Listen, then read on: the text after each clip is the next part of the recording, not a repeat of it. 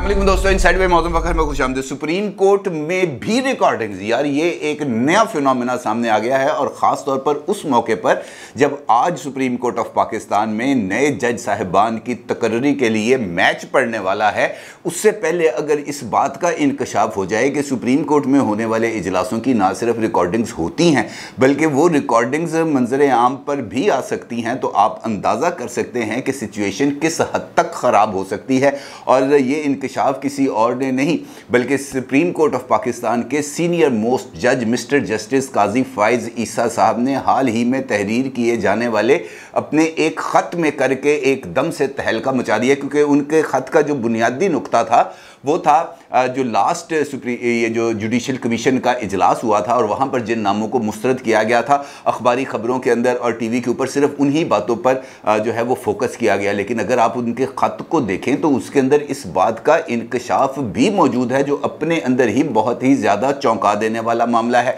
और आज चूँकि दो अहम मामलात अदालत के सामने ज़ेर समाअत होने हैं, एक सुप्रीम कोर्ट ऑफ पाकिस्तान के अंदर जुडिशल कमीशन का इजलास है और दूसरा इमरान खान साहब की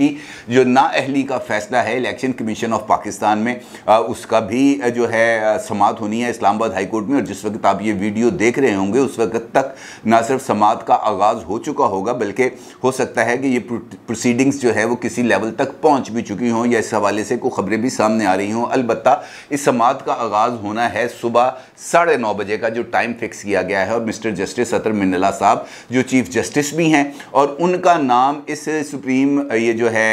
जुडिशल कमीशन के इजलास में ज़ेरे गौर भी आना है फॉर द एलिवेशन कि वो सुप्रीम कोर्ट के जज की हैसियत से अपने फ़राइज़ संभालेंगे। लिहाजा आज का दिन इस हवाले से बहुत ही ज़्यादा इंपॉर्टेंट है। मिस्टर जस्टिस काजी फाइज ईसा साहब के हाल ही में जारी किए जाने वाले ख़त में क्या इंकशाफ किया गया, इस पर बात करने से पहले मैं बात करूँगा इमरान खान साहब के हवाले से, क्योंकि वो इस वक्त पाकिस्तान के अंदर जो सिचुएशन है वो उनके लिए बहुत ही ज़्यादा अब अहमियत की हामिल होती चली जा रही है। क्योंकि अब अगर देखा जाए तो उनके पास सिर्फ 4 दिन का वक्त बाकी है। 4 दिन हैं इमरान खान साहब के पास और 5वें दिन उन्होंने इस बात का ऐलान करना है कि वो लॉन्ग मार्च लेकर कब निकल रहे हैं, कहाँ से निकल रहे हैं, कहाँ तक पहुँचेंगे और इस लॉन्ग मार्च की जो तमाम के तमाम जो पहलू हैं वो क्या क्या होंगे। और ये जो लॉन्ग मार्च है ये आखिरकार किसी धरने में या किसी और चीज़ में तब्दील होगा या सिर्फ लॉन्ग मार्च पहुंचेगा इस्लामाबाद, वहाँ पर एक जलसा होगा और उसके बाद सब ने करो करी चले जाना है, इस बात का भी अभी फैसला होना है।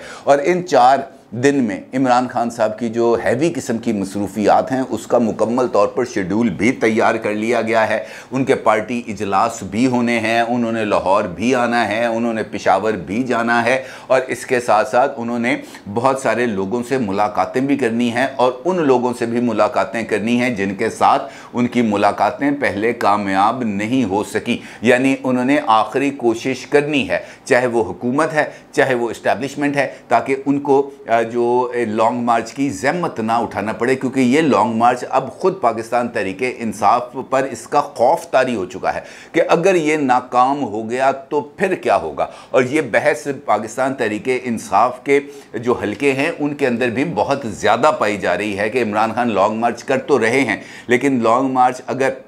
नाकाम हो जाता है या लॉन्ग मार्च वो रिजल्ट्स नहीं दे पाता जो इमरान खान साहब उस लॉन्ग मार्च से हासिल करना चाहते हैं, तो फिर इमरान खान साहब की फ्यूचर स्ट्रेटजीज़ तो मुकम्मल तौर पर तबाह बर्बाद होकर रह जाएंगी। लिहाजा इमरान खान साहब की ख्वाहिश है कि वो इन 4 दिन को अपने लिए बहुत अच्छे तरीके से ना सिर्फ इस्तेमाल करें बल्कि वहाँ से मैक्सिमम गेंस हासिल करें और इस्लामाबाद में एक जलसा करने के बाद वो लॉन्ग मार्च को डिस्पर्स कर दें, उसको ख़त्म करने का ऐलान कर दें। क्योंकि अगर ऐसा नहीं होता तो फिर पंजाब से तो उनको वो सपोर्ट मिलने वाली नहीं है। कल की वीडियो के अंदर मैंने आपको इस हवाले से आगाह भी कर दिया था और अगर आपको याद हो तो साबिक जो है वज़ीर दाखिला पंजाब कर्नल रिटायर्ड हाशिम डोगर साहब, उन्होंने तो बाज़ाब्ता तौर पर इस बात का ऐलान कर दिया था कि हुकूमत पंजाब सरकारी तौर पर इस लॉन्ग मार्च में किसी भी तरीके से शरीक नहीं होगी। और ये ऐलान करने के बाद उन्हें अपने ओहदे से हाथ धोना पड़े थे। अलबत्ता पंजाब के मौजूदा मौजूदा वज़ीर आला चौधरी परवेज़ इलाही साहब की राय भी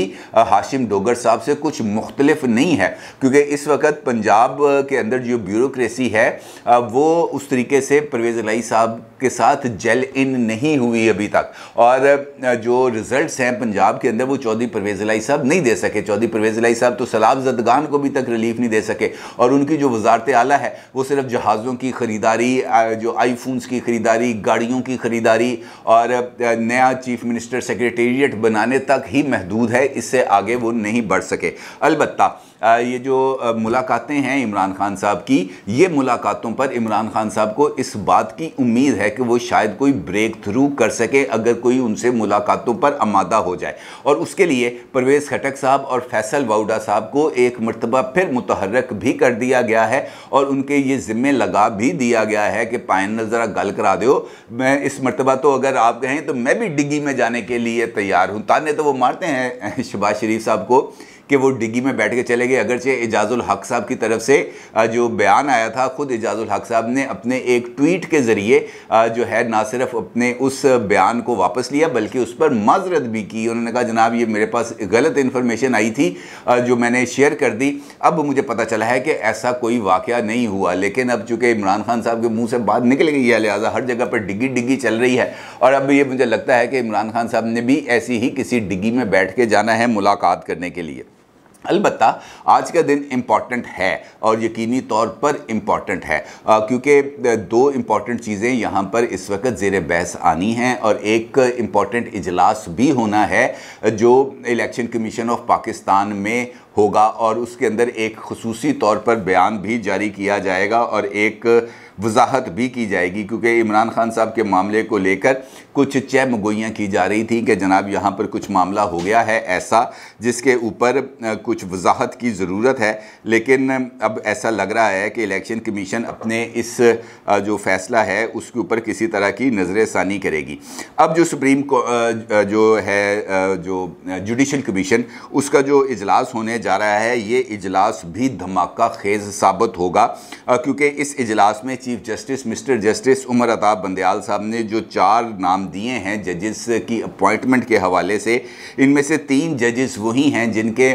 नामों को 28 जुलाई को होने वाले इजलास में मुस्तरद कर दिया गया था। और दूसरी बात यह है कि ये तमाम जजेस जो हैं ये सीनियरिटी के एतबार से चौथे या छठे नंबर पर हैं। अब चीफ जस्टिस की तरफ से वही नाम दोबारा पेश करने पर सीनियर मोस्ट जज हैं जो गाजी फाइज़ ईसा साहब, उन्होंने इसकी निशानदेही भी की है और उन्होंने कहा है कि अगर जो नाम हैं वो जुडिशल कमीशन की तरफ से मुस्तरद कर दिए जाएँ तो वो नाम दोबारा जो है वो ज़ेरे गौर नहीं लाए जा सकते। और इस सिलसिले में कुछ इस किस्म की भी खबरें हैं कि हुकूमत की कोई डील हो गई है चीफ जस्टिस के साथ। ये खबरें हैं, मुझे नहीं पता कि हुई है या नहीं हुई, लेकिन ये खबरें गर्म हैं। और इस सिलसिले में ये कहा जा रहा है कि ये जो सिंध के जजेस की एलिवेशन का मामला है, इसका सारे का सारा बोझ आ गया है अब सरमद जलाल उस्मानी साहब के कंधों पर, क्योंकि वो इस वक्त सिंध की नुमाइंदगी भी करेंगे और ये जो जुडिशल कमीशन है इसके इजलास में उनके वोट्स की बहुत ज़्यादा अहमियत होगी। अब जहाँ तक ताल्लुक़ है ये रिकॉर्डिंग्स का, जिसका मैंने आपके साथ गुफ्तगू के आगाज़ में ज़िक्र किया, तो ये जो तमाम चीज़ें हैं इसका ज़िक्र किया है जस्टिस काजी फ़ाइज़ ईसा साहब ने अपने ख़त में। और उनका ये कहना है कि जनाब के ये जो रिकॉर्डिंग्स और 2 प्रेस रिलीज़ जो जारी की गई हैं चीफ जस्टिस ऑफिस की तरफ से, ये अमल जो है ये जिसे हम कह सकते हैं काबिल एतराज़ है, मतलब मुनासिब अल्फाज इस्तेमाल कर। और उनका ये कहना है कि जनाब ये जो पहले जो जारी किया गया है तो इससे चूँकि बहुत सारे लोग इस इजलास में मौजूद थे और आपने हमें बताया भी नहीं कि ये जो इजलास है इसमें होने वाली जो गुफ्तगू है वो रिकॉर्ड भी की जा रही है, क्योंकि अगर हमें पता होता या तमाम लोग जो वहाँ पे पता होते, क्योंकि वो इजलास जजेस की अपॉइंटमेंट के हवाले से था और बहुत सारे जजेस के हवाले से, उनके कंडक्ट के हवाले से, उनके फ़ैसलों के हवाले से राय दी गई और वो बहुत ज़्यादा खुली डुली राय थी कि ये फ़ैसला गलत था, ये बंदा इस तरह का है, इसके बारे में इस तरह की शिकायत आ रही हैं वगैरह वगैरह। और ये तमाम जो बातें हैं ये चूँकि एक सीक्रेट किस्म की गुफ्तगू थी और इसको पब्लिक करना यकीनी तौर पर बहुत ही ज़्यादा काबिल एतराज़ है। और इसकी वजह से वो जो जज साहिबान हैं जिनके हवाले से गुफ्तगू हो रही है, उनका पब्लिक इमेज भी मुतासर हो सकता है। अगर आप हमें ये बता देते कि जनाब ये ऑडियो रिकॉर्ड की जा रही है और कल को इसको रिलीज़ भी किया जा सकता है, तो फिर तमाम मेंबर नामज़द जजेस के बारे में गुफ्तगू करते हुए मुहतात रहते। लेकिन आपने हमें इत्माद में नहीं लिया। अब मैं आपको ये भी बताता चलूँ कि इस इजलास में जस्टिस सरदार तारिक मसूद ने नए नामज़द जजेस की कारकर्दगी, दिए गए फ़ैसलों का ठीक ठाक पोस्टमार्टम किया गया था। अब ये जो सिचुएशन सामने आई है जिसमें जस्टिस काजी फ़ाइज़ ईसा साहब ने